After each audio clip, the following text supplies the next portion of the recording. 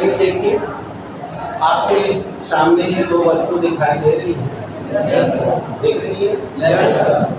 अब आप देख सकते हो कि ये आपको भारी लग रही है और ये आपको, और अगर मैं ऐसे छोड़ रहा हूँ तो आप देख सकते हो कि यह अगर भारी दोनों पर बताओ, पृथ्वी mg पर भार समान लगा रही है, तो अगर ये भारी होता तो ये इसको खींच लेता, ये ऊपर चला जाता, लेकिन ऐसा तो नहीं हो पा रहा, हो पा रहा। तो क्या कोई ऐसा बुद्धि है जिसके जरिए हम लोग इस भारी वस्तु को ऊपर तक बिना इसको ऊपर लाए तक ला सकते हैं? तो देखो कैसे ला सकते हैं। अब हम इसको देखो, ऐसे इसको देखो, ऐसे हम इसको वृत्तीय गति करा रहे हैं, देखा? बताओ, वृत्तीय गति कराने से पहले आपने देखा कि ये वस्तु नीचे थी, और हमने देखा आपने कि हम बिना बल लगाए इसको ऊपर ले गए। बोलिए कैसे हुआ है? हो रहा है कि नहीं हो रहा? नहीं हो, बताइए कैसे आ गया, बताइए। अब आप, हाँ बिल्कुल सही, जब आपने इसको क्या किया,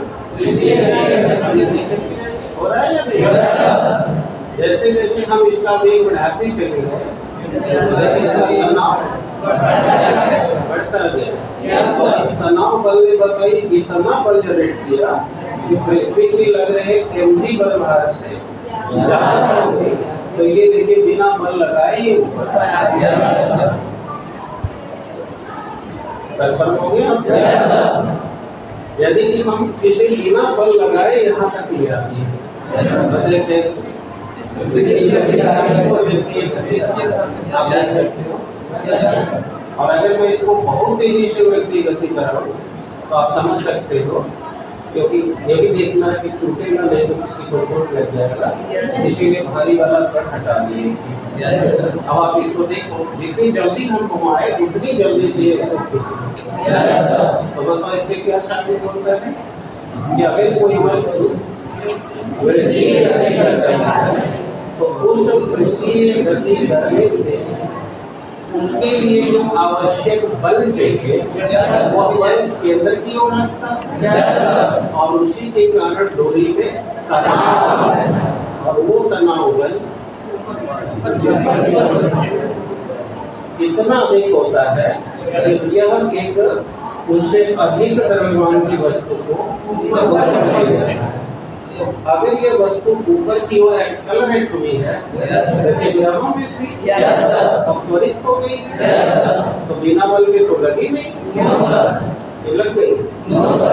और ये तनाव देखिए बाहर की ओर लग रहा था, और उस तनाव ने इसको गुरुत्वाकर्षण बल के विरोध ऊपर खींचा। अब समझ आ गया? और अगर ये वेग बढ़ा दिया है तो बताइए क्या होगा, और बल रहेगा। और अगर ये तनाव बल इस डोरी के खिंचाव बल जो इसका सहन करने का सामर्थ्य है उससे ज्यादा हो जाए तो,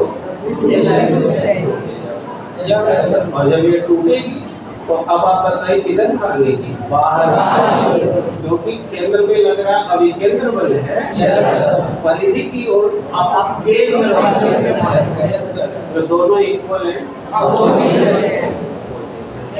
इसीलिए जब कोई वस्तु वृत्तीय गति कर रही होती है, समान भी वेग से घूम रही हो, तो उसकी चाल समान रहती है, वेग समान नहीं रहता, क्योंकि आपको पता है वेग वेक्टर है, सदिश राशि है, चाल अदिश राशि है, तो उसका हर क्षण दिशा बदलता है, इसीलिए वेग बदलता रहता है। और इसी कारण से आप पढ़ेंगे कि वेग परिवर्तन की दर को त्वरण, और इसीलिए यह त्वरण भी बल की दिशा में है, इसीलिए आपने कहा था ये अभी जो आपने रख दिया वेग स्क्वायर बाई आर, और थोड़ी देर में आर ओमेगा स्क्वायर।